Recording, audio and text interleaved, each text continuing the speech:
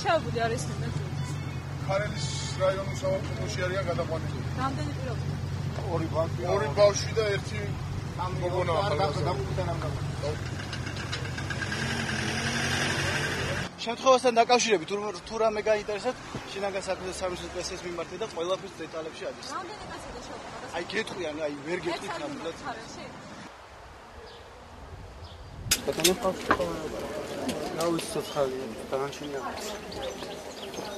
ბავშვის მდგომარეობა როგორია?